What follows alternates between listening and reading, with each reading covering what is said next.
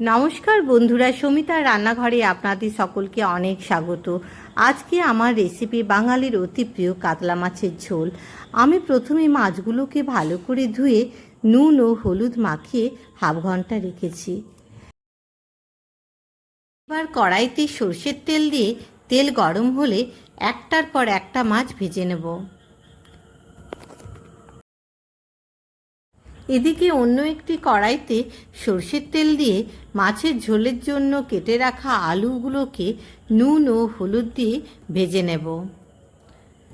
এখন মাছ ভাজার তেলে হাফ চামচ চিনি দিয়ে চিনি বুদবুদ হয়ে উঠলে লঙ্কা ও তেজপাতার ফোড়ন দিয়ে প্রায় 2 চামচ পেঁয়াজ বাটা দিলাম। পেঁয়াজ ভাজা হয়ে গেলে হাফ চামচ আদা বাটা ও হাফ চামচ রসুন বাটা দিয়ে ভালো করে কষিয়ে নেব। পেঁয়াজ আদা ও রসুন ভাজা হতে হতে আমি একটি পাত্রে অল্প জল নিয়ে হাফ চামচ হলুদ গুঁড়ো, হাফ চামচ কুকমির লঙ্কার গুঁড়ো ও কাশ্মীরি লঙ্কার গুঁড়ো হাফ চামচ দিয়ে ভালো করে গুলিয়ে কষানো মশলার উপর দিয়ে দেব। হাফ চামচ ধনে গুঁড়ো ও হাফ চামচ জিরে গুঁড়োও দিলাম।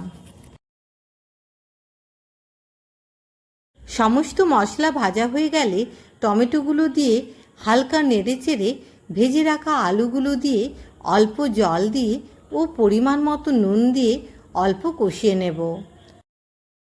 আলুগুলো সেদ্ধ হওয়ার জন্য লো ফ্লেমে ঢাকা দিয়ে দিলাম। আলু সিদ্ধ হয়ে গেলে আন্দাজ মতো জল দিয়ে দেব। ঝোল ফুটতে শুরু করলে ভেজে রাখা মাছগুলো দিয়ে প্রায় 10 মিনিট মতো ফুটিয়ে গ্যাসের ফ্লেম অফ করে দেব।